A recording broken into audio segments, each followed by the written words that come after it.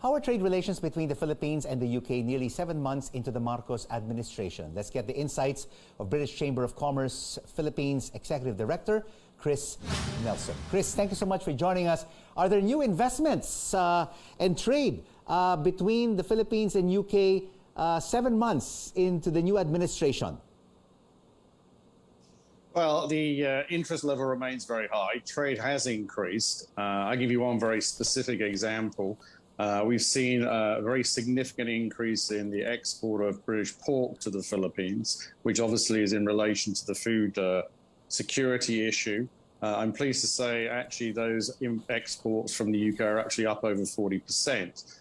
We've actually also ran a trade mission with the Kent County Council, and that's obviously generated significant interest.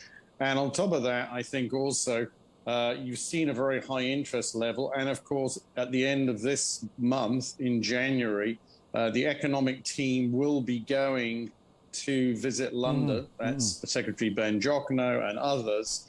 And I'm sure they're going to be presenting, as we have, to reinforce the stated aim has been noted in your program, to make the Philippines an investment destination. So interest level is very high.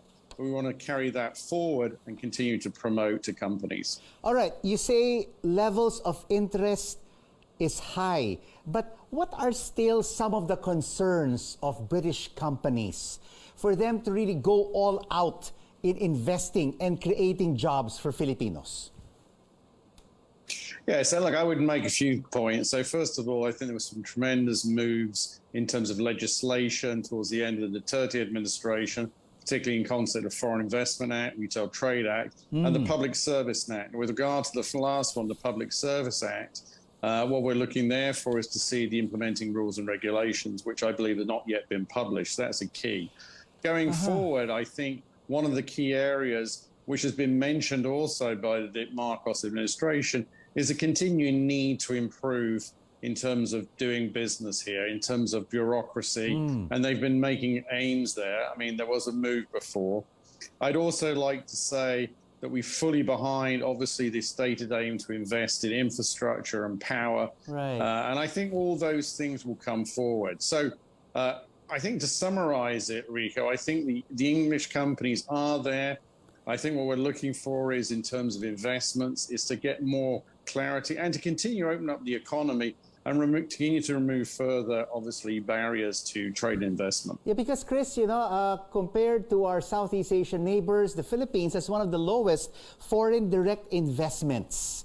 Apart from the ease of doing business, which has always been discussed, administration after administration, it seems like it is not improving in terms of the bureaucracy. Is corruption also perceived by British companies as a major concern? No, I wouldn't say so, actually. I think there has been some progress on the ease of doing business. I mean, the thing is, we can go more. I think the question for the companies is also how quickly and what opportunities are to invest. I mean, well, just give an example. Obviously, there's been a lot of discussion about power, particularly clean power, renewable energy. And the UK is a leading area in that. And I'm sure the companies will be interested in the 100%, obviously, now they can fully invest. The key in all of this, though, Rico, is also there's a lot of competition. What we need to do, and we've always been fighting very hard for that, is that the Philippines is a very important market. But what we want to stress is it's also a gateway to Southeast Asia. Yeah. And let's face it, we have very talented people here.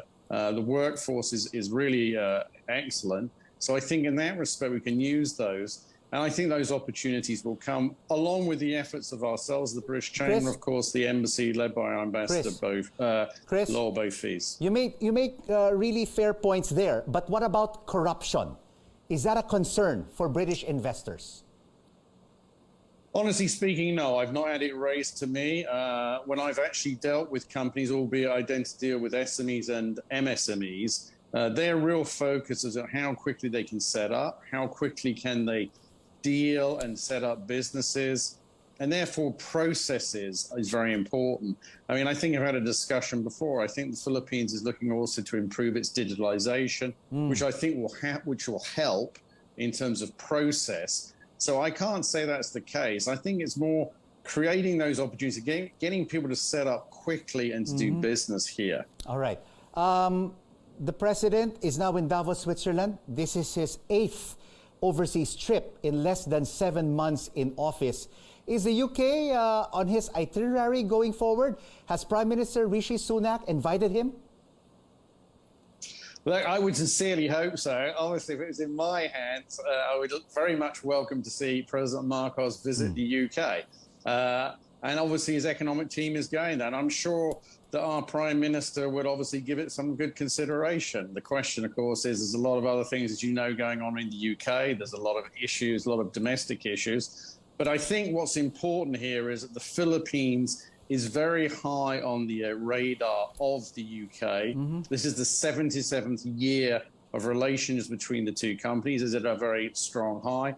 I know our ambassador, Lord Beaufils, is going back to the UK to obviously attend those briefings by the economic team. And I, along with everybody else, would obviously warmly welcome at some time when the president will actually visit the UK. And he's known to the UK. I mean, he attended Oxford University, so he has strong ties with the UK. But of course, going forward, we always hope, Chris, that the level of investment of the UK in other Southeast Asian countries will be as high as it is here in the Philippines. Don't you think so? I mean, having lived here, set up business here, don't you think that more British companies should invest here in the country? Oh, absolutely. I mean, look, we are we are constantly promoting the Philippines in the UK and trying to get companies here. That's why we run our trade missions. That's why we've encouraged companies to come here and visit. We're very happy that we had a follow-up trade agenda with the Agricultural Horticultural Development Board. And I think it will come, but it's a partnership. And I'll just come back to those legislation that was passed, right? Yes, we need to see the implementing rules, as I said, of the Public Service Act. But we need also to go out and promote it. We need to say to the companies, here is a vibrant, dynamic country where business can work and which is going to be the next place, not the place, but it's going to continue to grow. And I think will accelerate to grow. And there's a recent article, obviously in the Times, more talking about tourism, by the way, saying, looking at the potential for the Southeast, the Philippines as the next hotspot in Southeast Asia. So yes, I mean, I fully endorse and I strongly believe, and we can get there. Okay. Thank you so much for your insights. British Chamber of Commerce of the Philippines Executive Director, Chris Nelson.